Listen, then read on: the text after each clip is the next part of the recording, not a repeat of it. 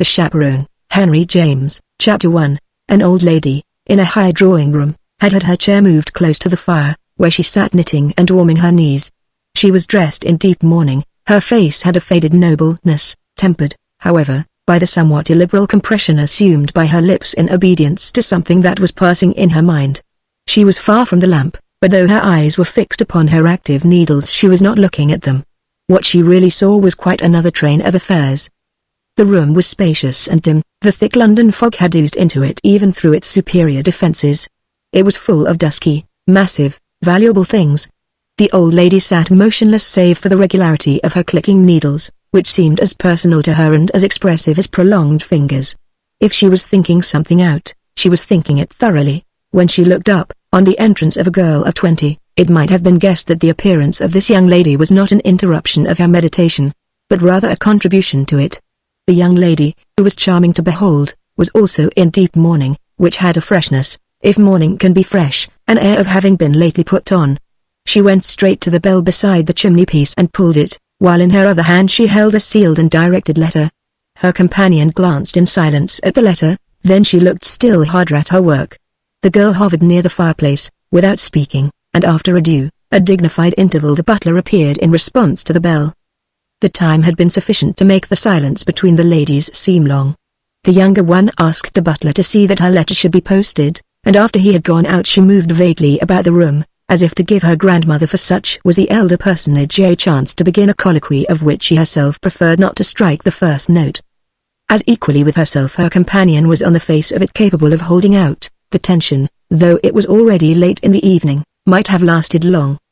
But the old lady after a little appeared to recognize, a trifle ungraciously, the girl's superior resources. "Have you written to your mother?" "Yes, but only a few lines, to tell her I shall come and see her in the morning." "Is that all you've got to say?" asked the grandmother. "I don't quite know what you want me to say." "I want you to say that you've made up your mind." "Yes, I've done that, Granny." "You intend to respect your father's wishes?" "It depends upon what you mean by respecting them." "I do justice to the feelings by which they were dictated." "What do you mean by justice?" the old lady retorted. The girl was silent a moment, then she said, "You'll see my idea of it. I see it already. You'll go and live with her. I shall talk the situation over with her tomorrow and tell her that I think that will be best." "Best for her, no doubt. What's best for her is best for me." "And for your brother and sister?" As the girl made no reply to this her grandmother went on, "What's best for them is that you should acknowledge some responsibility in regard to them and, considering how young they are, try and do something for them. They must do as I've done. They must act for themselves. They have their means now, and they're free." "Free? They're mere children. Let me remind you that Eric is older than I." "He doesn't like his mother," said the old lady, as if that were an answer. "I never said he did." "And she adores him." "Oh, your mother's adorations. Don't abuse her now," the girl rejoined. After a pause, the old lady forbore to abuse her, but she made up for it the next moment by saying, "It will be dreadful for Edith." "What will be dreadful?" "Your desertion of her." "The desertion's on her side. Her consideration for her father does her honor." "Of course I'm a brute, non parlons plus," said the girl. "We must go our respective ways," she added, in a tone of extreme wisdom and philosophy. Her grandmother straightened out her knitting and began to roll it up. "Be so good as to ring for my maid," she said, after a minute. The young lady rang, and there was another wait and another conscious hush. Before the maid came her mistress remarked, "Of course then you'll not come to me, you know." "What do you mean by coming to you? I can't receive you on that footing." "She'll not come with me, if you mean that." "I don't mean that," said the old lady, getting up as her maid came in. This attendant took her work from her, gave her an arm and helped her out of the room, while Rose Tramore, standing before the fire and looking into it, faced the idea that her grandmother's door would now under all circumstances be closed to her. She lost no time however in brooding over this anomaly. It only added energy to her determination to act. All she could do tonight was to go to bed, for she felt utterly weary. She had been living, in imagination, in a prospective struggle, and it had left her as exhausted as a real fight. Moreover, this was the culmination of a crisis, of weeks of suspense, of a long, hard strain. Her father had been laid in his grave 5 days before, and that morning his will had been read. In the afternoon she had got Edith off to St. Leonard's with their Aunt Julia, and then she had had a wretched talk with Eric. Lastly, she had made up her mind to act in opposition to the formidable will, to a clause which embodied if not exactly a provision, a recommendation singularly emphatic. She went to bed and slept the sleep of the just. "Oh, my dear, how charming. I must take another house." It was in these words that her mother responded to the announcement Rose had just formally made and with which she had vaguely expected to produce a certain dignity of effect. In the way of emotion there was apparently no effect at all, and the girl was wise enough to know that this was not simply on account of the general line of non-allusion taken by the extremely pretty woman before her, who looked like her elder sister. Mrs. Tramore had never manifested, to her daughter, the slightest consciousness that her position was peculiar, but the recollection of something more than that fine policy was required to explain such a failure, to appreciate Rose's sacrifice. It was simply a fresh reminder that she had never appreciated anything, that she was nothing but a tinted and stippled surface. Her situation was peculiar indeed. She had been the heroine of a scandal which had grown dim only because, in the eyes of the London world, it paled in the lurid light of the contemporaneous. That attention had been fixed on it for several days. 15 years before, there had been a higher relish of the vivid evidence as to his wife's misconduct with which, in the divorce court, Charles Tramore had judged well to regale a cynical public.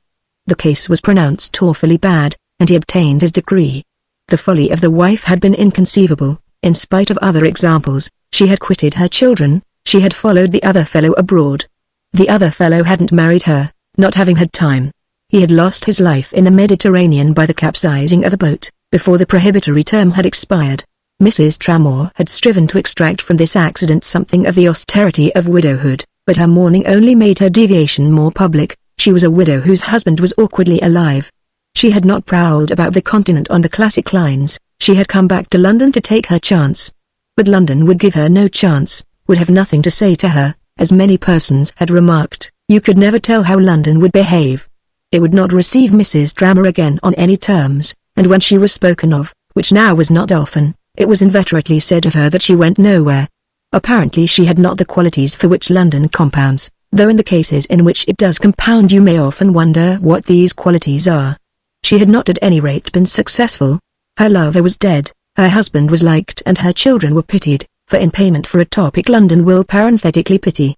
It was thought interesting and magnanimous that Charles Tramore had not married again. The disadvantage to his children of the miserable story was thus left uncorrected, and this, rather oddly, was counted as his sacrifice. His mother, whose arrangements were elaborate, looked after them a great deal, and they enjoyed a mixture of laxity and discipline under the roof of their aunt, Miss Tramore, who was independent, having, for reasons that the two ladies had exhaustively discussed, determined to lead her own life. She had set up a home at St. Leonard's, and that contracted shore had played a considerable part in the upbringing of the little Tramores. They knew about their mother, as the phrase was, but they didn't know her, which was naturally deemed more pathetic for them than for her. She had a house in Chester Square and an income and a Victoria which served all purposes, as she never went out in the evening, and flowers on her windowsills, and a remarkable appearance of youth. The income was supposed to be in part the result of a bequest from the man for whose sake she had committed the error of her life, and in the appearance of youth there was a slightly impertinent implication that it was a sort of afterglow of the same connection. Her children, as they grew older, fortunately showed signs of some individuality of disposition. Edith, the second girl, clung to her Aunt Julia. Eric, the son, clung frantically to Polo, while Rose, the elder daughter, appeared to cling mainly to herself. Collectively, of course, they clung to their father, whose attitude in the family group, however, was casual and intermittent. He was charming and vague, he was like a clever actor who often didn't come to rehearsal.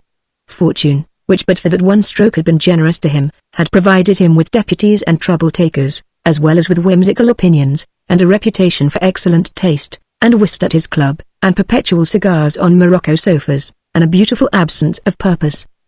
Nature had thrown in a remarkably fine hand, which he sometimes passed over his children's heads when they were glossy from the nursery brush. On Rose's 18th birthday he said to her that she might go to see her mother, on condition that her visits should be limited to an hour each time and to 4 in the year. She was to go alone, the other children were not included in the arrangement. This was the result of a visit that he himself had paid his repudiated wife at her urgent request, their only encounter during the 15 years. The girl knew as much as this from her Aunt Julia, who was full of telltale secrecies. She availed herself eagerly of the license, and in course of the period that elapsed before her father's death she spent with Mrs. Tramore exactly 8 hours by the watch. Her father, who was as inconsistent and disappointing as he was amiable, spoke to her of her mother only once afterwards. This occasion had been the sequel of her first visit, and he had made no use of it to ask what she thought of the personality in Chester Square or how she liked it. He had only said, "Did she take you out?" And when Rose answered yes, "She put me straight into a carriage and drove me up and down Bond Street," had rejoined sharply, "See that never occurs again." It never did, but once was enough, everyone they knew having happened to be in Bond Street at that particular hour.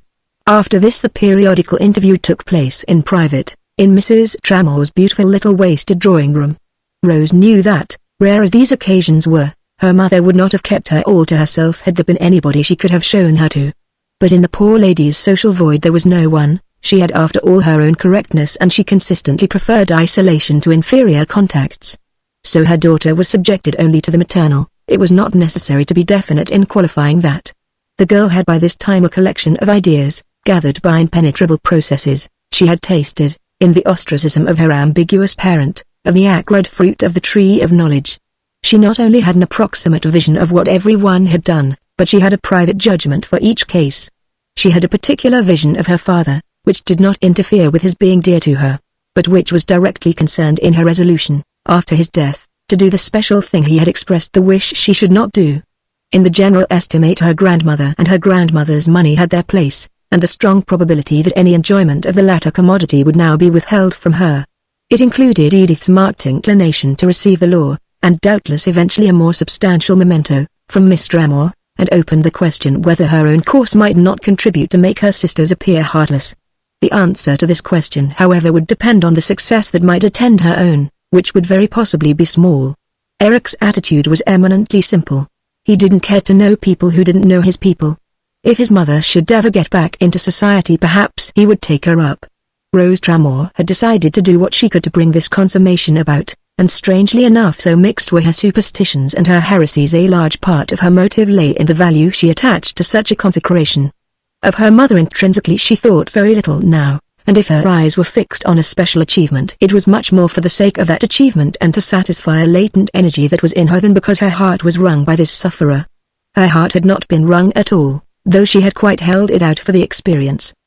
Her purpose was a pious game, but it was still essentially a game. Among the ideas I have mentioned, she had her idea of triumph. She had caught the inevitable note, the pitch, on her very first visit to Chester Square.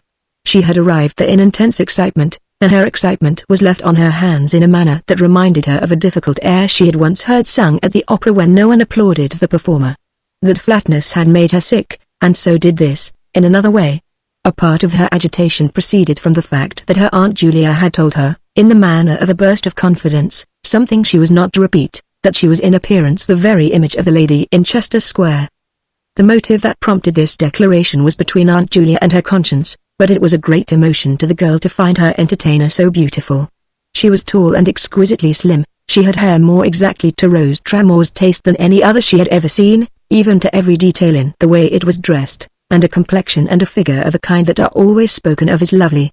Her eyes were irresistible, and so were her clothes, though the clothes were perhaps a little more precisely the right thing than the eyes.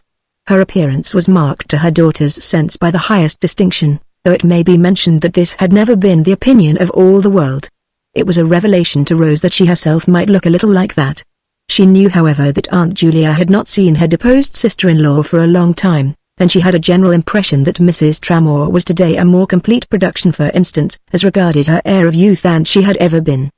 There was no excitement on her side, that was all her visitors. There was no emotion that was excluded by the plan, to say nothing of conditions more primal. Rose had from the first a glimpse of her mother's plan. It was to mention nothing and imply nothing, neither to acknowledge, to explain nor to extenuate. She would leave everything to her child. With her child she was secure. She only wanted to get back into society. She would leave even that to her child, whom she treated not as a high-strung and heroic daughter, a creature of exaltation, of devotion, but as a new, charming, clever, useful friend, a little younger than herself. Already on that first day she had talked about dressmakers. Of course, poor thing, it was to be remembered that in her circumstances there were not many things she could talk about. She wants to go out again, that's the only thing in the wide world she wants, Rose had promptly, compendiously said to herself. There had been a sequel to this observation, uttered, in intense engrossment, in her own room half an hour before she had, on the important evening, made known her decision to her grandmother. Then I'll take her out, she'll drag you down, she'll drag you down. Julia Tramore permitted herself to remark to her niece. The next day, in a tone of feverish prophecy, as the girl's own theory was that all the dragging there might be would be upward, and moreover administered by herself, she could look at her aunt with a cold and inscrutable eye. "Very well, then, I shall be out of your sight, from the pinnacle you occupy, and I shan't trouble you. Do you reproach me for my disinterested exertions, for the way I've toiled over you, the way I've lived for you?" Miss Tramore demanded. "Don't reproach me for being kind to my mother, and I won't reproach you for anything. She'll keep you out of everything, she'll make you miss everything," Miss Tramore continued. "Then she'll make me miss a great deal, that's odious," said the girl. "You're too young for such extravagances," her aunt declared, "and yet Edith, who is younger than I, seems to be too old for them. How do you arrange that?" "My mother's society will make me older," Rose replied. "Don't speak to me of your mother, you have no mother. Then if I'm an orphan I must settle things for myself." "Do you justify her? Do you approve of her?" cried Miss Tramore, who was inferior to her niece in capacity for retort and whose limitations made the girl appear pert. Rose looked at her a moment in silence, then she said, turning away, "I think she's charming. And do you propose to become charming in the same manner? Her manner is perfect, it would be an excellent model.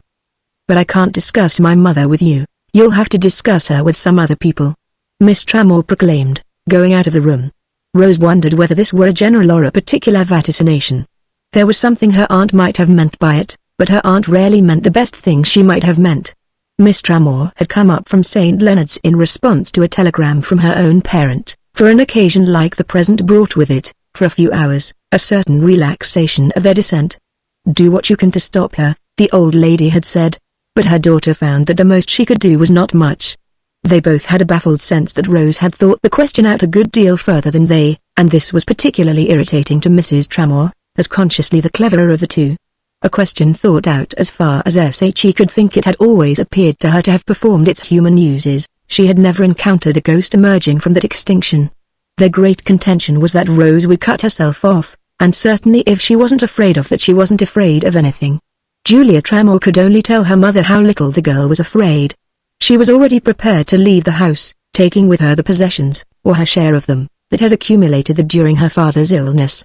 There had been a going and coming of her maid, a thumping about of boxes, an ordering of four-wheelers. It appeared to old Mrs. Tramore that something of the objectionableness, the indecency, of her granddaughter's prospective connection had already gathered about the place.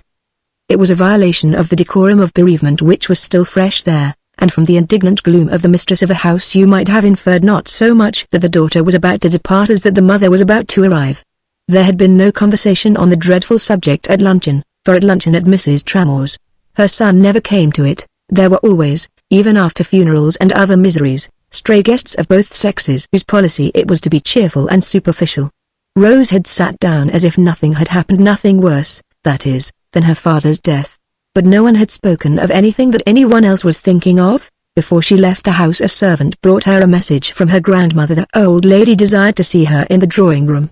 She had on her bonnet, and she went down as if she were about to step into her cab.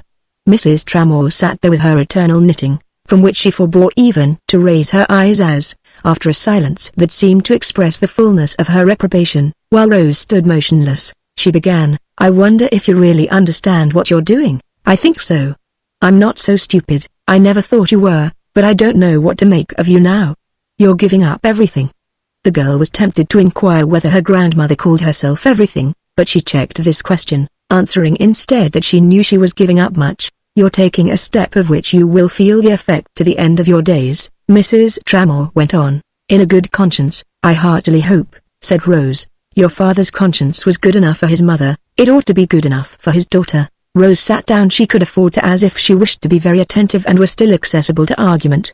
But this demonstration only ushered in, after a moment, the surprising words, "I don't think Papa had any conscience." "What in the name of all that's unnatural do you mean?" Mrs. Tramore cried, over her glasses. "The dearest and best creature that ever lived. He was kind, he had charming impulses, he was delightful. But he never reflected." Mrs. Tramore stared, as if at a language she had never heard, a farrago, a gallimaches. Her life was made up of items, but she had never had to deal, intellectually, with a fine shade. Then while her needles, which had paused an instant, began to fly again, she rejoined, "Do you know what you are, my dear? You're a dreadful little prig. Where do you pick up such talk? Of course I don't mean to judge between them, Rose pursued. I can only judge between my mother and myself. Papa couldn't judge for me. And with this she got up. One would think you were horrid. I never thought so before, thank you for that. You're embarking on a struggle with society, continued Mrs. Tramore, indulging in an unusual flight of oratory. Society will put you in your place, hasn't it too many other things to do?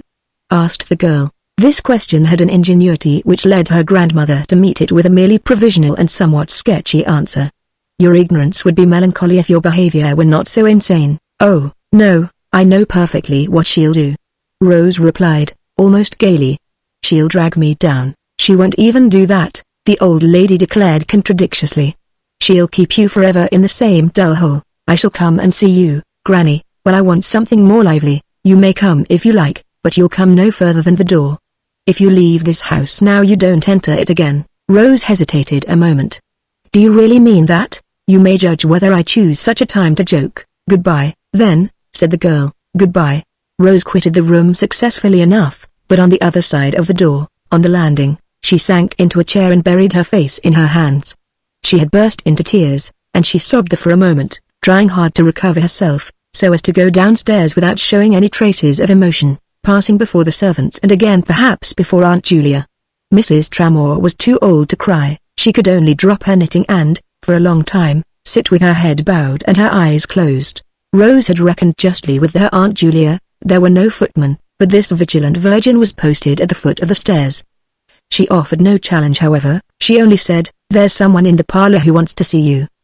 The girl demanded a name, but Miss Tramore only mouthed inaudibly and winked and waved. Rose instantly reflected that there was only one man in the world her aunt would look such deep things about. Captain J? Her own eyes asked, while Miss Tramore's were those of a conspirator. They were, for a moment, the only embarrassed eyes Rose had encountered that day. They contributed to make Aunt Julia's further response evasive, after her niece inquired if she had communicated in advance with this visitor. Miss Tramore merely said that he had been upstairs with her mother. Hadn't she mentioned it ? And had been waiting for her. She thought herself acute in not putting the question of the girls seeing him before her as a favor to him or to herself. She presented it as a duty, and wound up with the proposition, it's not fair to him, it's not kind, not to let him speak to you before you go. What does he want to say? Rose demanded. Go in and find out. She really knew, for she had found out before, but after standing uncertain an instant she went in. The parlor was the name that had always been borne by a spacious sitting room downstairs, an apartment occupied by her father during his frequent phases of residence in Hill Street. Episodes increasingly frequent after his house in the country had, in consequence, as Rose perfectly knew, of his spending too much money, been disposed of at a sacrifice which he always characterized as horrid. He had been left with a place in Hertfordshire and his mother with the London house, on the general understanding that they would change about, but during the last years the community had grown more rigid, mainly at his mother's expense. The parlor was full of his memory and his habits and his things, his books and pictures and Bible lots, objects that belonged now to Eric. Rose had sat in it for hours since his death. It was the place in which she could still be nearest to him. But she felt far from him as Captain J rose erect on her opening the door. This was a very different presence. He had not liked Captain J. She herself had, but not enough to make a great complication of her father's coldness. This afternoon however she foresaw complications. At the very outset, for instance, she was not pleased with his having arranged such a surprise for her with her grandmother and her aunt. It was probably Aunt Julia who had sent for him. Her grandmother wouldn't have done it. It placed him immediately on their side, and Rose was almost as disappointed at this as if she had not known it was quite where he would naturally be. He had never paid her a special visit, but if that was what he wished to do, why shouldn't he have waited till she should be under her mother's roof? She knew the reason, but she had an angry prospect of enjoyment in making him express it. She liked him enough, after all, if it were measured by the idea of what she could make him do.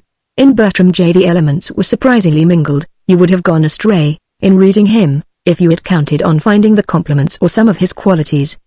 He would not however have struck you in the least as incomplete, for in every case in which you didn't find the compliment you would have found the contradiction. He was in the Royal Engineers, and was tall, lean and high-shouldered. He looked every inch a soldier, yet there were people who considered that he had missed his vocation in not becoming a parson. He took a public interest in the spiritual life of the army. Other persons still, on closer observation, would have felt that his most appropriate field was neither the army nor the church, but simply the world, a social, successful, worldly world. If he had a sword in one hand and a Bible in the other, he had a court guide concealed somewhere about his person. His profile was hard and handsome, his eyes were both cold and kind, his dark straight hair was imperturbably smooth and prematurely streaked with grey. There was nothing in existence that he didn't take seriously. He had a first-rate power of work and an ambition as minutely organized as a German plan of invasion.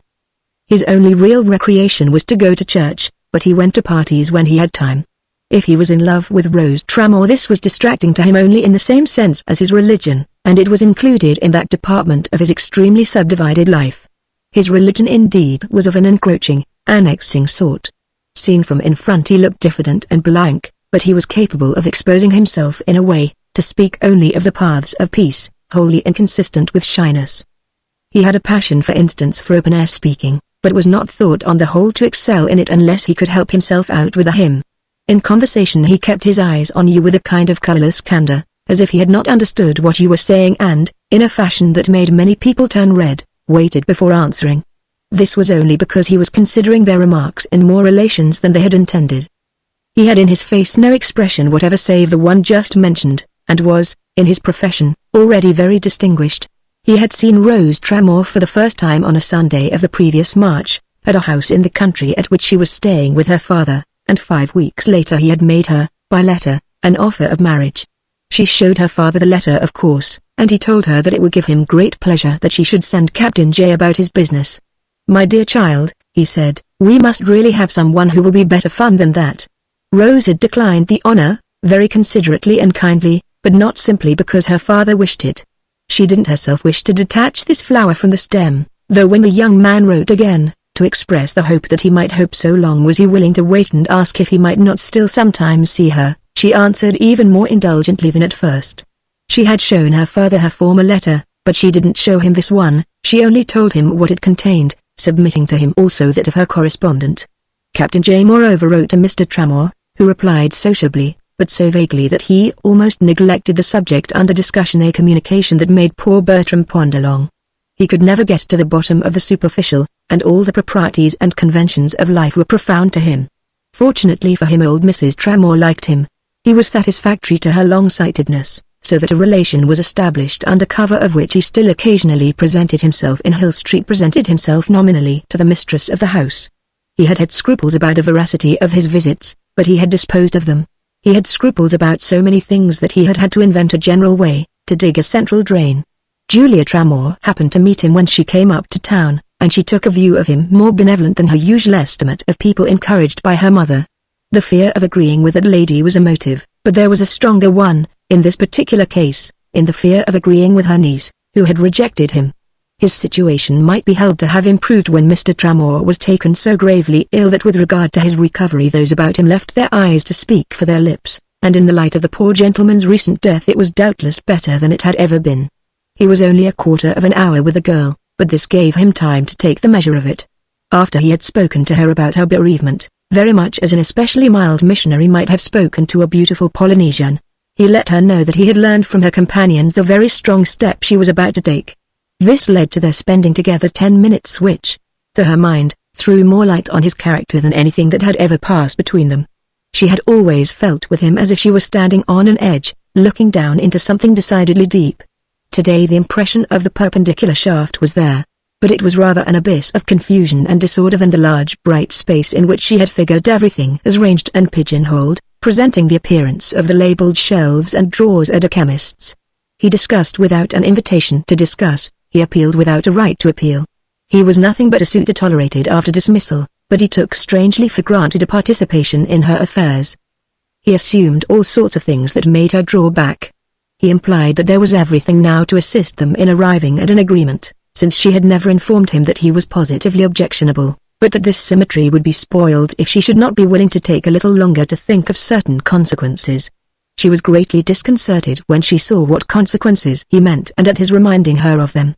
What on earth was the use of a lover if he was to speak only like one's grandmother and one's aunt? He struck her as much in love with her and as particularly careful at the same time as to what he might say.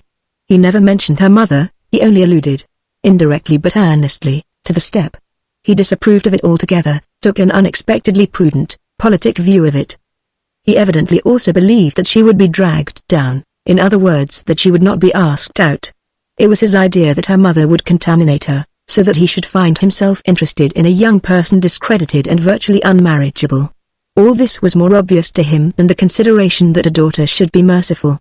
Where was his religion if he understood mercy so little, and where were his talent and his courage if he were so miserably afraid of trumpery social penalties? Rose's heart sank when she reflected that a man supposed to be first-rate hadn't guessed that rather than not do what she could for her mother she would give up all the engineers in the world. She became aware that she probably would have been moved to place her hand in his on the spot if he had come to her saying your idea is the right one, put it through at every cost. She couldn't discuss this with him, though he impressed her as having too much at stake for her to treat him with mere disdain. She sickened at the revelation that a gentleman could see so much in mere vulgarities of opinion, and though she uttered as few words as possible, conversing only in sad smiles and headshakes and in intercepted movements toward the door, she happened, in some unguarded lapse from her reticence, to use the expression that she was disappointed in him. He caught at it and, seeming to drop his field glass, pressed upon her with nearer, tenderer eyes. Can I be so happy as to believe, then, that you had thought of me with some confidence, with some faith? If you didn't suppose so, what is the sense of this visit? Rose asked. One can be faithful without reciprocity, said the young man. I regard you in a light which makes me want to protect you even if I have nothing to gain by it, yet you speak as if you thought you might keep me for yourself, for yourself. I don't want you to suffer, nor to suffer yourself by my doing so, said Rose, looking down. Ah, if you would only marry me next month. He broke out inconsequently. And give up going to Mama? Rose waited to see if he would say what need that matter? Can't your mother come to us? But he said nothing of the sort. He only answered she surely would be sorry to interfere with the exercise of any other affection which I might have the bliss of believing that you are now free, in however small a degree, to entertain. Rose knew that her mother wouldn't be sorry at all, but she contented herself with rejoining, her hand on the door, goodbye. I shan't suffer. I'm not afraid. You don't know how terrible, how cruel, the world can be. Yes, I do know. I know everything. The declaration sprang from her lips in a tone which made him look at her as he had never looked before, as if he saw something new in her face, as if he had never yet known her. He hadn't displeased her so much but that she would like to give him that impression, and since she felt that she was doing so she lingered an instant for the purpose. It enabled her to see, further, that he turned red, then to become aware that a carriage had stopped at the door. Captain J's eyes, from where he stood, fell upon this arrival, and the nature of their glance made Rose step forward to look. Her mother sat there, brilliant, conspicuous, in the eternal Victoria, and the footman was already sounding the knocker. It had been no part of the arrangement that she should come to fetch her, it had been out of the question a stroke in such bad taste as would have put Rose in the wrong. The girl had never dreamed of it, but somehow, suddenly, perversely, she was glad of it now. She even hoped that her grandmother and her aunt were looking out upstairs. My mother has come for me. Goodbye, she repeated, but this time her visitor had got between her and the door. Listen to me before you go. I will give you a life's devotion, the young man pleaded. He really barred the way. She wondered whether her grandmother had told him that if her flight were not prevented she would forfeit money. Then, vividly, it came over her that this would be what he was occupied with. I shall never think of you, let me go, she cried, with passion. Captain J opened the door, but Rose didn't see his face, and in a moment she was out of the house. Aunt Julia, who was sure to have been hovering, had taken flight before the profanity of the knock. Heavens, dear, where did you get your morning? The lady in the Victoria asked of her daughter as they drove away. Chapter 2. Lady Maresfield had given her boy a push in his plump back and had said to him, go and speak to her now, it's your chance. She had for a long time wanted this scion to make himself audible to Rose Tramore, but the opportunity was not easy to come by. The case was complicated. Lady Maresfield had 4 daughters, of whom only one was married. It so happened moreover that this one, Mrs. Vaughanversey, the only person in the world her mother was afraid of, was the most to be reckoned with. The Honourable Guy was in appearance all his mother's child, though he was really a simpler soul. He was large and pink, large, that is, as to everything but the eyes, which were diminishing points, and pink as to everything but the hair, which was comparable, faintly, to the hue of the richer rose. He had also, it must be conceded, very small neat teeth, which made his smile look like a young lady's. He had no wish to resemble any such person, but he was perpetually smiling, and he smiled more than ever as he approached Rose Tramore, who, looking altogether, to his mind, as a pretty girl should, and wearing a soft white opera cloak over a softer black dress, leaned alone against the wall of the vestibule at Covent Garden while, a few paces off, an old gentleman engaged her mother in conversation. Madame Patty had been singing, and they were all waiting for their carriages. To their ears at present came a vociferation of names and a rattle of wheels.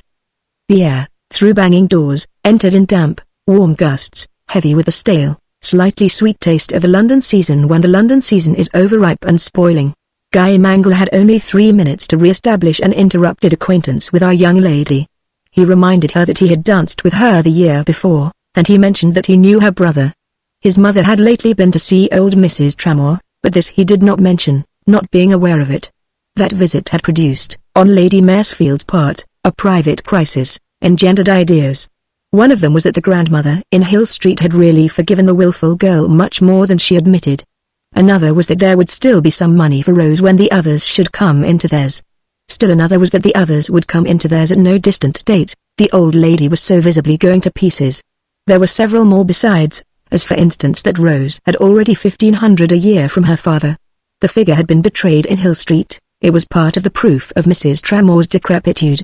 Then there was an equal amount that her mother had to dispose of and on which the girl could absolutely count, though of course it might involve much waiting, as the mother, a person of gross insensibility, evidently wouldn't die of cold shouldering.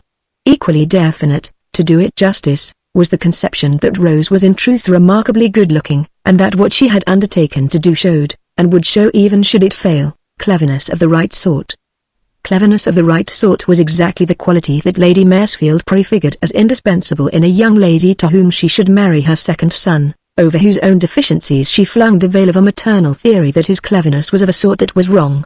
Those who knew him less well were content to wish that he might not conceal it for such a scruple. This enumeration of his mother's views does not exhaust the list, and it was in obedience to one too profound to be uttered even by the historian that, after a very brief delay, she decided to move across the crowded lobby. Her daughter Bessie was the only one with her, Maggie was dining with the Vaughanverses, and Fanny was not of an age. Mrs. Tramore the younger showed only an admirable back. Her face was to her old gentleman and Bessie had drifted to some other people, so that it was comparatively easy for Lady Maresfield to say to Rose, in a moment, "My dear child, are you never coming to see us? We shall be delighted to come if you'll ask us." Rose smiled. Lady Maresfield had been prepared for the plural number, and she was a woman whom it took many plurals to disconcert.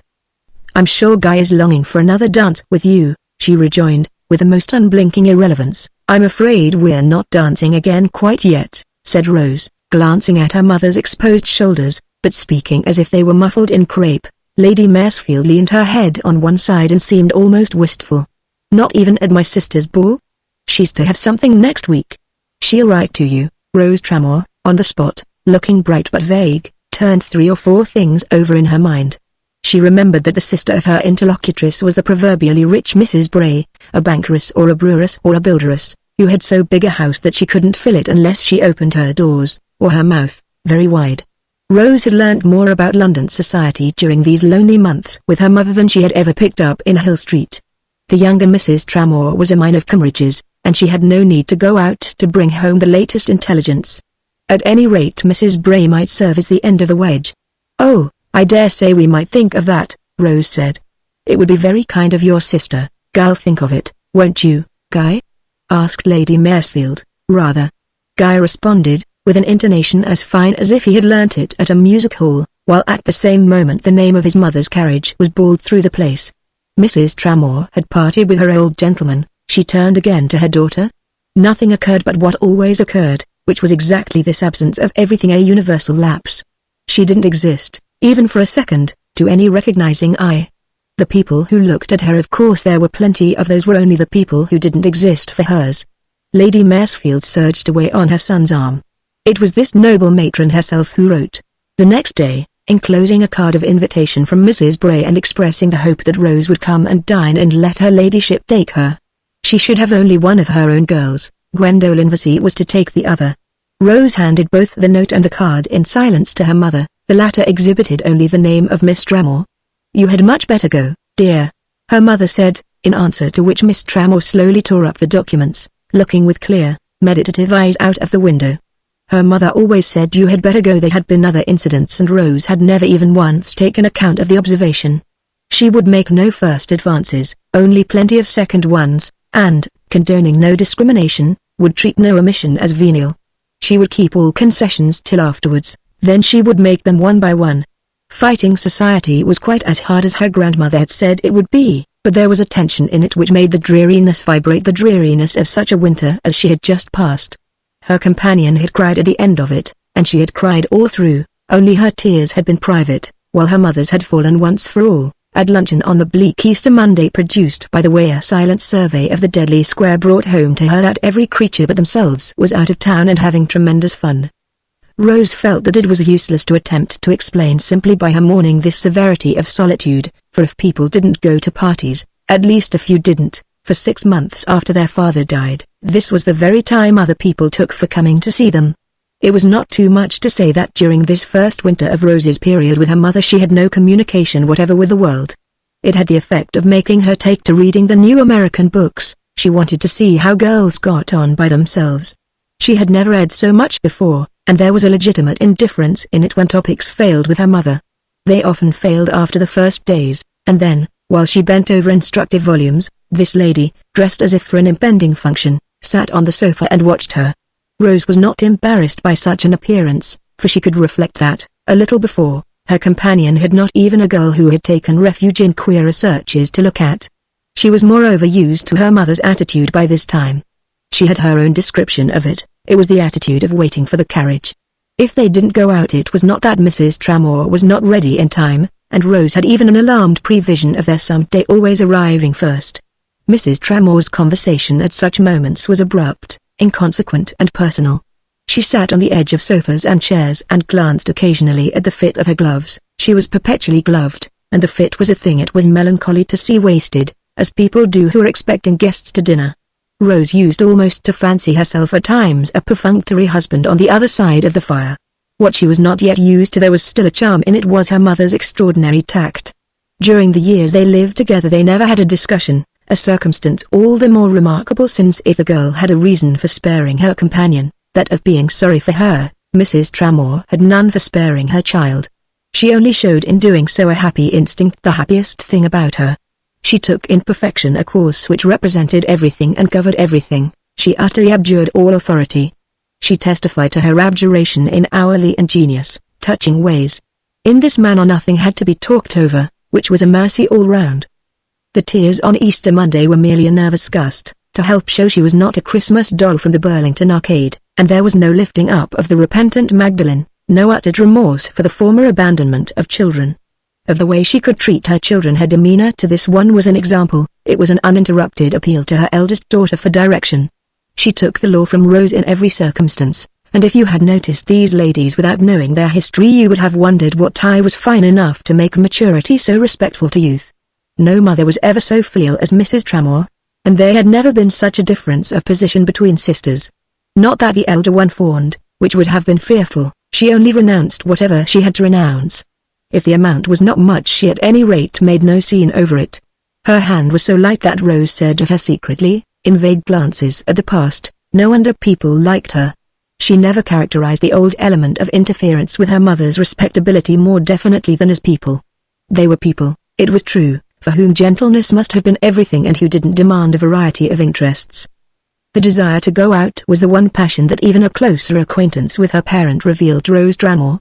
She marveled at its strength. In the light of the poor lady's history, there was comedy enough in this unquenchable flame on the part of a woman who had known such misery. She had drunk deep of every dishonor, but the bitter cup had left her with a taste for lighted candles, for squeezing up staircases and hooking herself to the human elbow. Rose had a vision of the future years in which this taste would grow with the restored exercise of her mother, in a long-tailed dress, jogging on and on and on, jogging further and further from her sins, through a century of the Morning Post and down the fashionable avenue of time. She herself would then be very old, she herself would be dead. Mrs. Tramore would cover a span of life for which such an allowance of sin was small. The girl could laugh indeed now at that theory of her being dragged down. If one thing were more present to her than another it was the very desolation of their propriety. As she glanced at her companion, it sometimes seemed to her that if she had been a bad woman she would have been worse than that. There were compensations for being cut which Mrs. Tramore too much neglected. The lonely old lady in Hill Street. Rose thought of her that way now was the one person to whom she was ready to say that she would come to her on any terms. She wrote this to her 3 times over, and she knocked still often at her door. But the old lady answered no letters. If Rose had remained in Hill Street it would have been her own function to answer them, and at the door, the butler, whom the girl had known for 10 years, considered her, when he told her his mistress was not at home, quite as he might have considered a young person who had come about a place and of whose eligibility he took a negative view. That was Rose's one pang, that she probably appeared rather heartless. Her Aunt Julia had gone to Florence with Edith for the winter, on purpose to make her appear more so, for Miss Tramore was still the person most scandalized by her secession. Edith and she, doubtless, often talked over in Florence the destitution of the aged victim in Hill Street. Eric never came to see his sister, because, being full both of family and of personal feeling, he thought she really ought to have stayed with his grandmother. If she had had such an appurtenance all to herself she might have done what she liked with it, but he couldn't forgive such a want of consideration for anything of his. There were moments when Rose would have been ready to take her hand from the plough and insist upon reintegration, if only the fierce voice of the old house had allowed people to look her up. But she read, ever so clearly, that her grandmother had made this a question of loyalty to 70 years of virtue. Mrs. Tramore's forlornness didn't prevent her drawing room from being a very public place, in which Rose could hear certain words reverberate. Leave her alone, it's the only way to see how long she'll hold out. The old woman's visitors were people who didn't wish to quarrel, and the girl was conscious that if they had not let her alone, that is if they had come to her from her grandmother, she might perhaps not have held out. She had no friends quite of her own, she had not been brought up to have them, and it would not have been easy in a house which 2 such persons as her father and his mother divided between them. Her father disapproved of crude intimacies, and all the intimacies of youth were crude. He had married at 25 and could testify to such a truth. Rose felt that she shared even Captain J with her grandmother. She had seen what he was worth. Moreover, she had spoken to him at that last moment in Hill Street in a way which, taken with her former refusal, made it impossible that he should come near her again. She hoped he went to see his protectress, he could be a kind of substitute and administer comfort. It so happened, however, that the day after she threw Lady Maresfield's invitation into the waste paper basket she received a visit from a certain Mrs. Donovan, whom she had occasionally seen in Hill Street. She vaguely knew this lady for a busybody, but she was in a situation which even busybodies might alleviate. Mrs. Donovan was poor, but honest, so scrupulously honest that she was perpetually returning visits she had never received. She was always clad in weather-beaten sealskin, and had an odd air of being prepared for the worst, which was borne out by her denying that she was Irish. She was of the English Donovans. "Dear child, won't you go out with me?" she asked. Rose looked at her a moment and then rang the bell. She spoke of something else, without answering the question, and when the servant came she said, "Please tell Mrs. Tramore that Mrs. Donovan has come to see her." "Oh, that'll be delightful. Only you mustn't tell your grandmother." The visitor exclaimed, "Tell her what?" "That I come to see your mamma." "You don't," said Rose. "Sure, I hoped you'd introduce me," cried Mrs. Donovan, compromising herself in her embarrassment. "It's not necessary, you knew her once."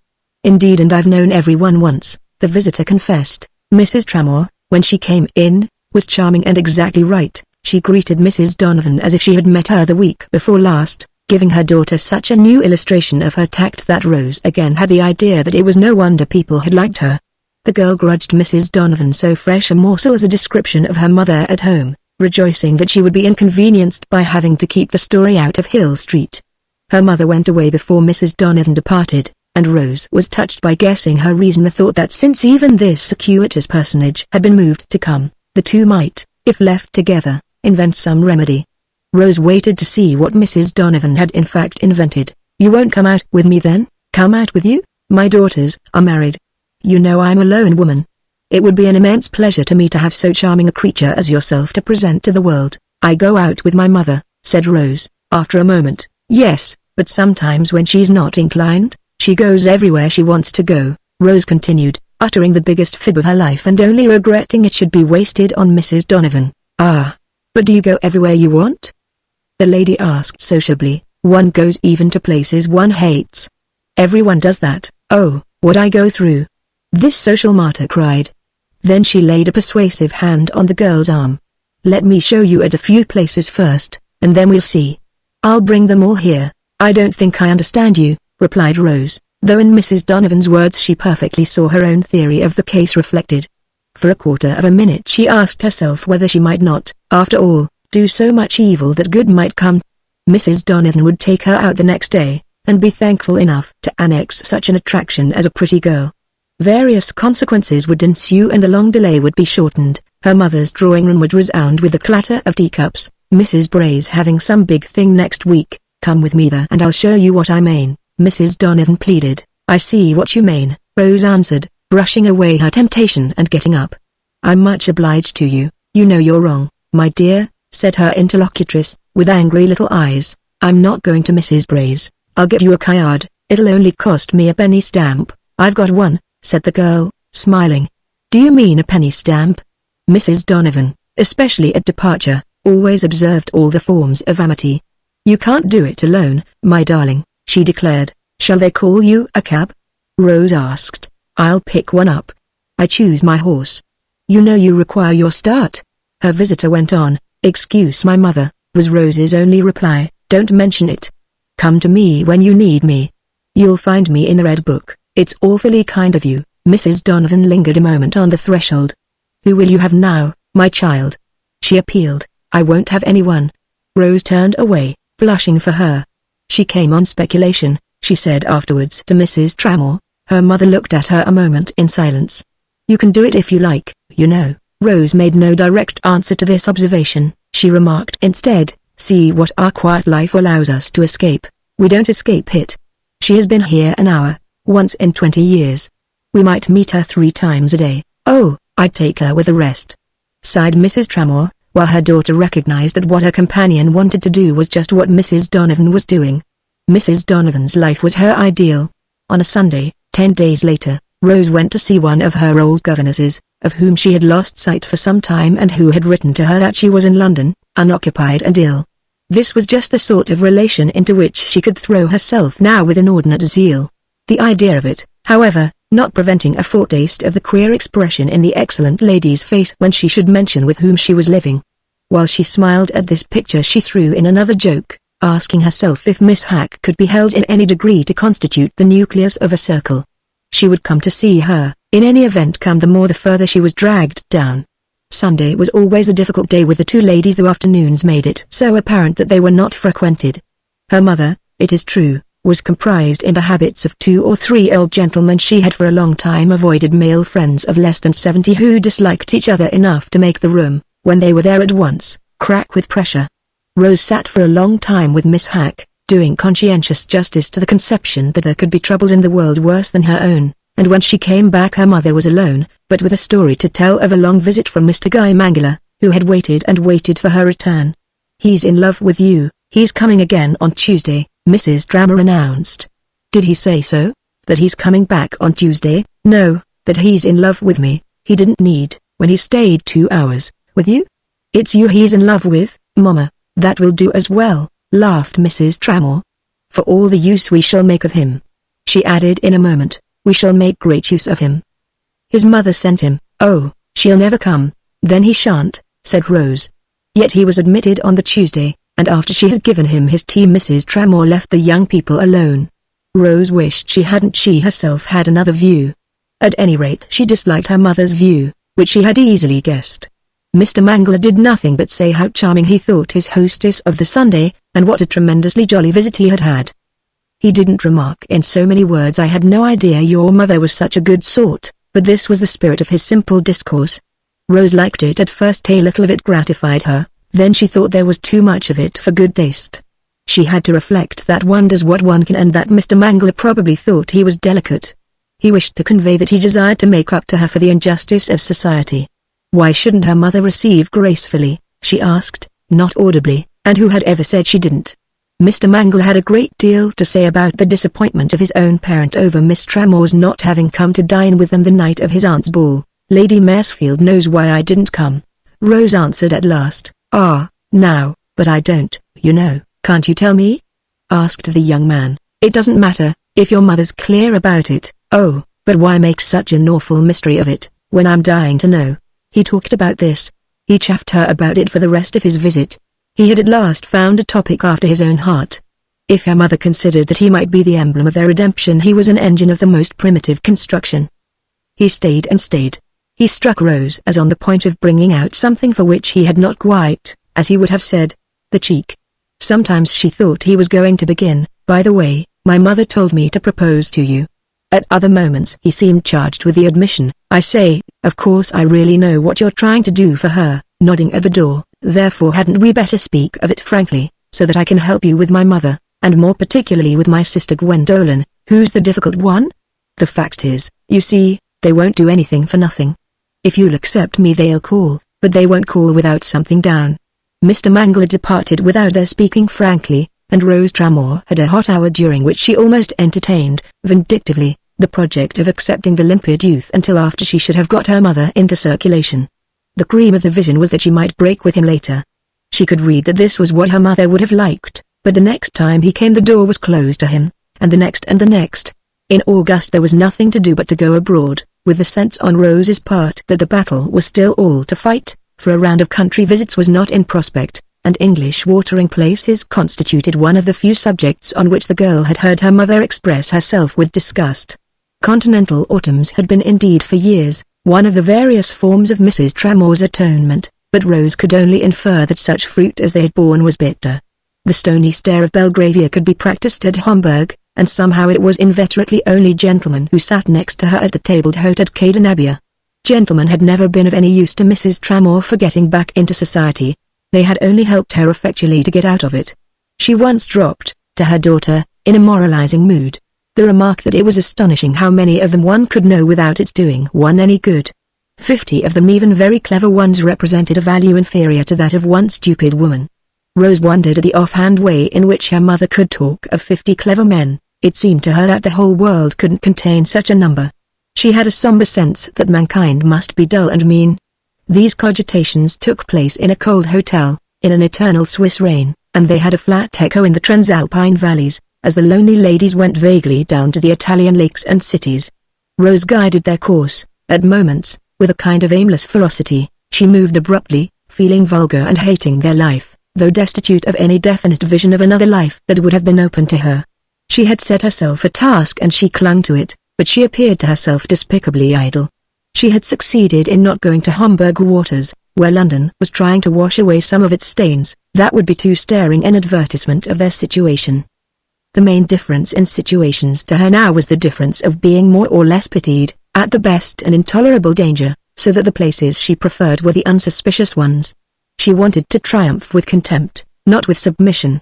One morning in September, coming with her mother out of the marble church at Milan, she perceived that a gentleman who had just passed her on his way into the cathedral and whose face she had not noticed, had quickly raised his hat, with a suppressed ejaculation.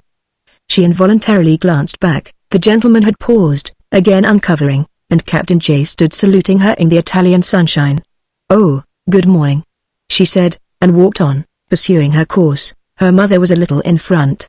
She overtook her in a moment, with an unreasonable sense, like a gust of cold air, that men were worse than ever, for Captain J had apparently moved into the church. Her mother turned as they met, and suddenly, as she looked back, an expression of peculiar sweetness came into this lady's eyes. It made Rose's take the same direction and rest a second time on Captain J, who was planted just where he had stood a minute before. He immediately came forward, asking Rose with great gravity if he might speak to her a moment, while Mrs. Tramore went her way again. He had the expression of a man who wished to say something very important, yet his next words were simple enough and consisted of the remark that he had not seen her for a year. "Is it really so much as that?" asked Rose, very nearly. "I would have looked you up, but in the first place I have been very little in London, and in the second I believed it wouldn't have done any good." "You should have put that first," said the girl. "It wouldn't have done any good." He was silent over this a moment, in his customary deciphering way, but the view he took of it did not prevent him from inquiring, as she slowly followed her mother, if he mightn't walk with her now. She answered with a laugh that it wouldn't do any good but that he might do as he liked.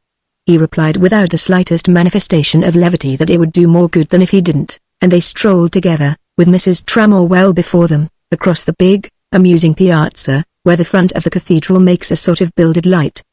He asked a question or two and he explained his own presence. Having a month's holiday, the first clear time for several years, he had just popped over the Alps. He inquired if Rose had recent news of the old lady in Hill Street, and it was the only tortuous thing she had ever heard him say. "I have had no communication of any kind from her since I parted with you under her roof." "Hasn't she mentioned that?" said Rose. "I haven't seen her. I thought you were such great friends." Bertram J. hesitated a moment. "Well, not so much now. What has she done to you?" Rose demanded. He fidgeted a little, as if he were thinking of something that made him unconscious of her question. Then, with mild violence, he brought out the inquiry, "Miss Tramore, are you happy?" She was startled by the words, for she on her side had been reflecting that he had broken with her grandmother and that this pointed to a reason. It suggested at least that he wouldn't now be so much like a mouthpiece for that cold ancestral tone. She turned off his question, said it never was a fair one, as you gave yourself away however you answered it. When he repeated "you give yourself away," as if he didn't understand, she remembered that he had not read the funny American books. This brought them to a silence, for she had enlightened him only by another laugh, and he was evidently preparing another question, which he wished carefully to disconnect from the former. Presently, just as they were coming near Mrs. Tramore, it arrived in the words, "Is this lady your mother?" On Rose's assenting, with the addition that she was traveling with her, he said, "Will you be so kind as to introduce me to her?" They were so close to Mrs. Tramore that she probably heard, but she floated away with a single stroke of her paddle and an inattentive poise of her head. It was a striking exhibition of the famous tact, for Rose delayed to answer, which was exactly what might have made her mother wish to turn, and indeed when at last the girl spoke she only said to her companion, "Why do you ask me that?" "Because I desire the pleasure of making her acquaintance." Rose had stopped, and in the middle of the square they stood looking at each other. "Do you remember what you said to me the last time I saw you?" "Oh, don't speak of that. It's better to speak of it now than to speak of it later." Bertram J. looked round him, as if to see whether anyone would hear, but the bright foreignness gave him a sense of safety, and he unexpectedly exclaimed, "Miss Tramore, I love you more than ever." "Then you ought to have come to see us," declared the girl, quickly walking on. "You treated me the last time as if I were positively offensive to you." "So I did, but you know my reason, because I protested against the course you were taking?" I did." The young man rang out, as if he still, a little, stuck to that. His tone made Rose say gaily, "Perhaps you do so yet?" "I can't tell till I've seen more of your circumstances," he replied with eminent honesty. The girl stared, her light laugh filled the air. "And it's in order to see more of them and judge that you wish to make my mother's acquaintance?" He colored at this and he evaded, then he broke out with a confused, "Miss Tramore, let me stay with you a little." Which made her stop again. "Your company will do us great honor, but there must be a rigid condition attached to our acceptance of it." "Kindly mention it," said Captain J., staring at the facade of the cathedral. "You don't take us on trial." "On trial? You don't make an observation to me, not a single one, ever." Exclamation mark on the matter that, in Hill Street, we had our last words about. Captain J. appeared to be counting the 1,000 pinnacles of the church. "I think you really must be right," he remarked at last. "You are," cried Rose Tramore, and walked rapidly away. He caught up with her. He laid his hand upon her arm to stay her. "If you're going to Venice, let me go to Venice with you. You don't even understand my condition." "I'm sure you're right." "Then, you must be right about everything." "That's not in the least true, and I don't care a fig whether you're sure or not. Please let me go." He had barred her way. He kept her longer. "I'll go and speak to your mother myself." Even in the midst of another emotion she was amused at the air of audacity accompanying this declaration. Poor Captain J. might have been on the point of marching up to a battery. She looked at him a moment, then she said, "You'll be disappointed." "Disappointed? She's much more proper than Grandmama, because she's much more amiable." "Dear Miss Tramore, dear Miss Tramore." The young man murmured helplessly, "You'll see for yourself." "Only there's another condition," Rose went on. "Another?" he cried, with discouragement and alarm. "You must understand thoroughly, before you throw in your lot with us even for a few days, what our position really is." "Is it very bad?" asked Bertram J. artlessly. "No one has anything to do with us, no one speaks to us, no one looks at us." "Really?" stared the young man. "We've no social existence, we're utterly despised." "Oh, Miss Tramore," Captain J. interposed. He added quickly, vaguely, and with a want of presence of mind of which he as quickly felt ashamed, "Do none of your family?" The question collapsed. The brilliant girl was looking at him. "We're extraordinarily happy," she threw out. "Now that's all I wanted to know," he exclaimed, with a kind of exaggerated cheery reproach, walking on with her briskly to overtake her mother. He was not dining at their inn, but he insisted on coming that evening to their table d'hôte. He sat next to Mrs. Tramore, and in the evening he accompanied them gallantly to the opera, at a third-rate theatre where they were almost the only ladies in the boxes. The next day they went together by rail to the Charterhouse of Pavia, and while he strolled with the girl, as they waited for the homeward train, he said to her candidly, "Your mother's remarkably pretty." She remembered the words and the feeling they gave her. They were the first note of new era. The feeling was somewhat that of an anxious, gratified matron who has presented her child and is thinking of the matrimonial market.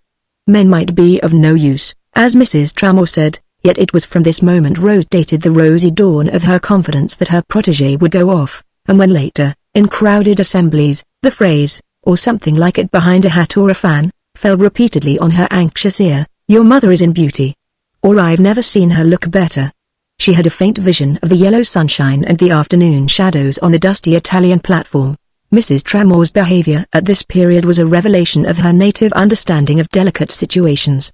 She needed no account of this one from her daughter. It was one of the things for which she had a scent, and there was a kind of loyalty to the rules of a game in the silent sweetness with which she smoothed the path of Bertram J. It was clear that she was in her element in fostering the exercise of the affections, and if she ever spoke without thinking twice it is probable that she would have exclaimed, with some gaiety, "Oh, I know all about love." Rose could see that she thought their companion would be a help, in spite of his being no dispenser of patronage. The key to the gates of fashion had not been placed in his hand, and no one had ever heard of the ladies of his family, who lived in some vague hollow of the Yorkshire moors, but nonetheless he might administer a muscular push. Yes indeed, men in general were broken reeds, but Captain J was peculiarly representative. Respectability was the woman's maximum, as honor was the man's, but this distinguished young soldier inspired more than one kind of confidence. Rose had a great deal of attention for the use to which his respectability was put, and there mingled with this attention some amusement and much compassion. She saw that after a couple of days he decidedly liked her mother, and that he was yet not in the least aware of it. He took for granted that he believed in her but little, notwithstanding which he would have trusted her with anything except Rose herself. His trusting her with Rose would come very soon. He never spoke to her daughter about her qualities of character, but 2 or 3 of them, and indeed these were all the poor lady had, and they made the best show, were what he had in mind in praising her appearance. When he remarked, "What attention Mrs. Tramore seems to attract everywhere," he meant, "What a beautifully simple nature it is." And when he said, "There's something extraordinarily harmonious in the colors she wears," it signified, "Upon my word, I never saw such a sweet temper in my life." She lost one of her boxes at Verona, and made the prettiest joke of it to Captain J. When Rose saw this she said to herself, "Next season we shall have only to choose." Rose knew what was in the box. By the time they reached Venice, they had stopped at half a dozen little old romantic cities in the most frolicsome aesthetic way. She liked their companion better than she had ever liked him before. She did him the justice to recognize that if he was not quite honest with himself he was at least wholly honest with her.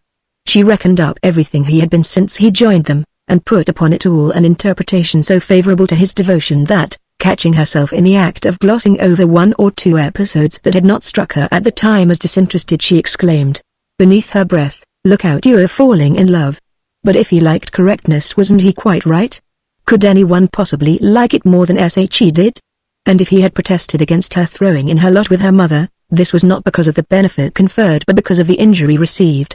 He exaggerated that injury, but this was the privilege of a lover perfectly willing to be selfish on behalf of his mistress. He might have wanted her grandmother's money for her, but if he had given her up on first discovering that she was throwing away her chance of it, oh, this was her doing too. He had given up her grandmother as much, not keeping well with the old woman, as some men would have done, not waiting to see how the perverse experiment would turn out and appeasing her, if it should promise tolerably, with a view to future operations. He had had a simple-minded, evangelical, lurid view of what the girl he loved would find herself in for. She could see this now, she could see it from his present bewilderment and mystification, and she liked him and pitied him, with the kindest smile, for the original naivete as well as for the actual meekness. No wonder he hadn't known what she was in for, since he now didn't even know what he was in for himself. Were there not moments when he thought his companions almost unnaturally good, almost suspiciously safe? He had lost all power to verify that sketch of their isolation and declassement to which she had treated him on the great square at Milan. The last thing he noticed was that they were neglected, and he had never, for himself, had such an impression of society. It could scarcely be enhanced even by the apparition of a large, fair, hot, red-haired young man, carrying a lady's fan in his hand, who suddenly stood before their little party as, on the third evening after their arrival in Venice, it partook of ices at one of the tables before the celebrated Café Florian. The lamplit Venetian dusk appeared to have revealed them to this gentleman as he sat with other friends at a neighboring table, and he had sprung up, with unsophisticated glee, to shake hands with Mrs. Tramore and her daughter. Rose recalled him to her mother, who looked at first as though she didn't remember him but presently bestowed a sufficiently gracious smile on Mr. Guy Mangler. He gave with youthful candor the history of his movements and indicated the whereabouts of his family. He was with his mother and sisters. They had met the Bobvases, who had taken Lord Whiteroy's yacht and were going to Constantinople. His mother and the girls, poor things, were at the Grand Hotel, but he was on the yacht with the Vases, where they had Lord Whiteroy's cook. Wasn't the food in Venice filthy, and wouldn't they come and look at the yacht? She wasn't very fast, but she was awfully jolly. His mother might have come if she would, but she wouldn't at first, and now, when she wanted to, there were other people, who naturally wouldn't turn out for her. Mr. Mangler sat down. He alluded with artless resentment to the way, in July, the door of his friends had been closed to him. He was going to Constantinople, but he didn't care if they were going anywhere. Meanwhile his mother hoped awfully they would look her up. Lady Maresfield, if she had given her son any such message, which Rose disbelieved, entertained her hope in a manner compatible with her sitting for half an hour, surrounded by her little retinue, without glancing in the direction of Mrs. Tramore. The girl, however, was aware that this was not a good enough instance of their humiliation, inasmuch as it was rather she who, on the occasion of their last contact, had held off from Lady Maresfield. She was a little ashamed now of not having answered the note in which this affable personage ignored her mother. She couldn't help perceiving indeed a dim movement on the part of some of the other members of the group. She made out an attitude of observation in the high-plumed head of Mrs. Vaughan Vesey. Mrs. Vesey, perhaps, might have been looking at Captain J, for as this gentleman walked back to the hotel with our young lady, they were at the Britannia, and young Mangler, who clung to them, went in front with Mrs. Tramore. He revealed to Rose that he had some acquaintance with Lady Maresfield's eldest daughter, though he didn't know and didn't particularly want to know, her ladyship. He expressed himself with more acerbity than she had ever heard him use. Christian charity so generally governed his speech, about the young donkey who had been prattling to them. They separated at the door of the hotel. Mrs. Tramore had got rid of Mr. Mangler, and Bertram J was in other quarters. If you know Mrs. Vesey, why didn't you go and speak to her? I'm sure she saw you, Rose said. Captain J replied even more circumspectly than usual. Because I didn't want to leave you. Well, you can go now, you're free, Rose rejoined. Thank you. I shall never go again. That won't be civil, said Rose. I don't care to be civil. I don't like her. Why don't you like her? You ask too many questions. I know I do, the girl acknowledged. Captain J had already shaken hands with her, but at this he put out his hand again. She's too worldly, he murmured, while he held Rose Tramore's a moment. Ah, you dear! Rose exclaimed almost audibly as, with her mother, she turned away.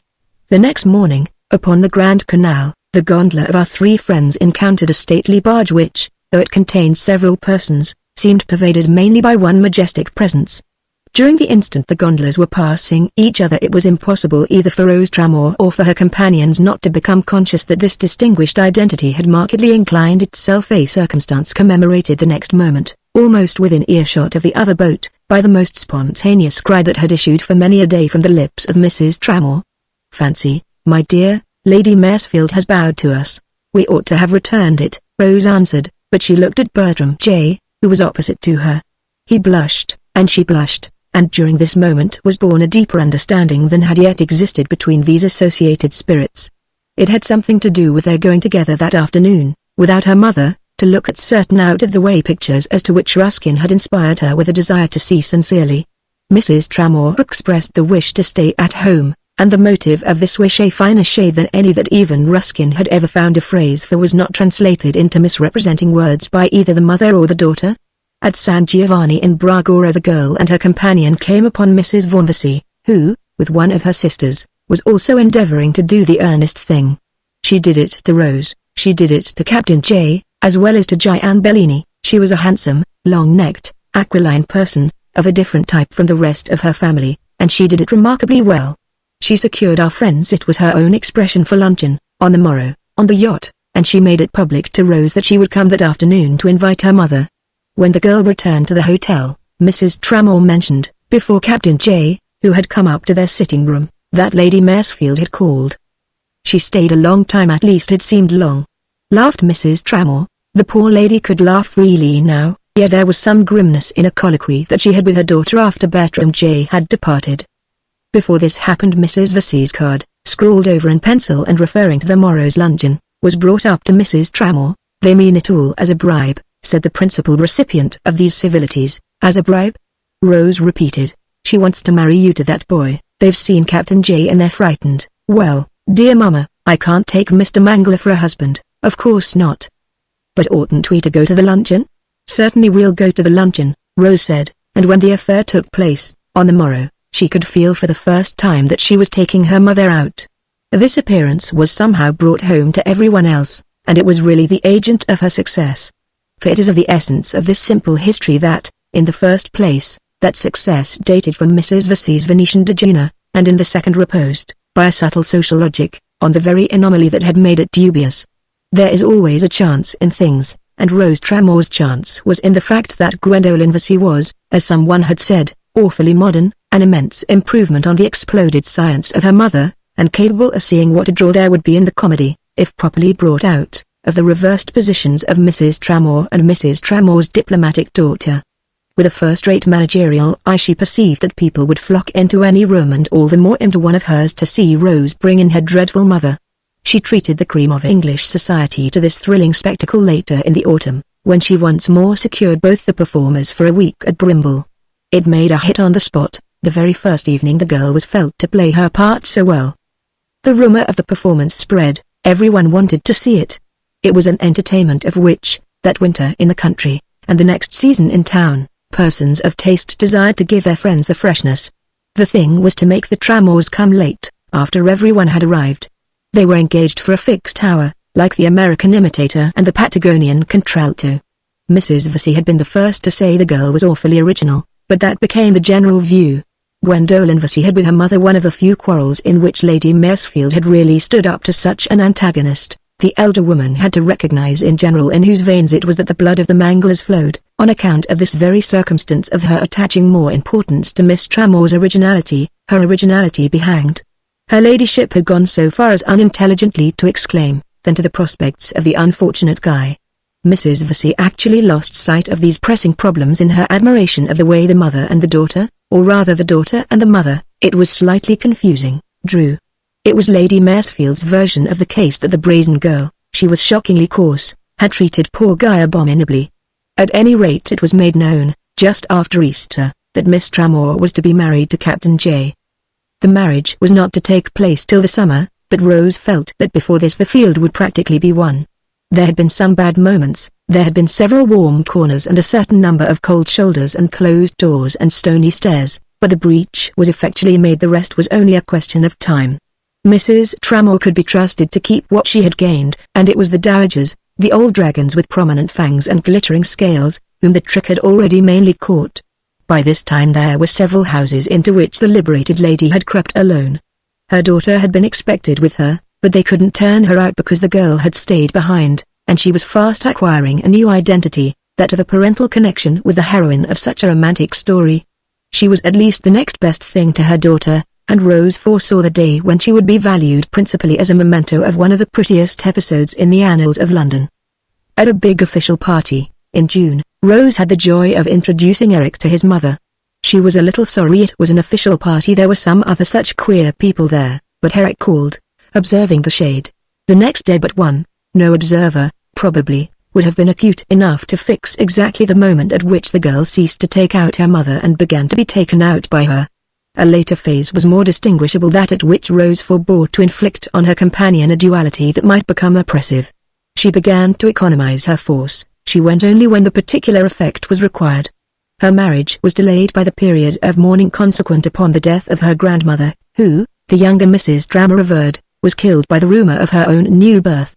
She was the only one of the dragons who had not been tamed. Julia Tramore knew the truth about this. She was determined such things should not kill her. She would live to do something, she hardly knew what. The provisions of her mother's will were published in the Illustrated News, from which it appeared that everything that was not to go to Eric and to Julia was to go to the fortunate Edith. Miss Tramore makes no secret of her own intentions as regards this favourite. Edith is not pretty, But Lady Maresfield is waiting for her. She is determined Gwendolen Vesey shall not get hold of her. Mrs. Vesey however takes no interest in her at all. She is whimsical, as befits a woman of her fashion. But there are two persons she is still very fond of, the delightful Bertram Jays. The fondness of this pair, it must be added, is not wholly expended in return. They are extremely united, but their life is more domestic than might have been expected from the preliminary signs. It owes a portion of its concentration to the fact that Mrs. Tramore has now so many places to go to that she has almost no time to come to her daughters. She is, under her son-in-law's roof, a brilliant but a rare apparition, and the other day he remarked upon the circumstance to his wife. "If it hadn't been for you," she replied, smiling, "she might have had her regular place at our fireside." "Good heavens, how did I prevent it?" cried Captain J, with all the consciousness of virtue. "You ordered it otherwise, you goose." And she says, in the same spirit, whenever her husband commends her, which he does, sometimes, extravagantly, for the way she launched her mother, "Nonsense, my dear, practically it was you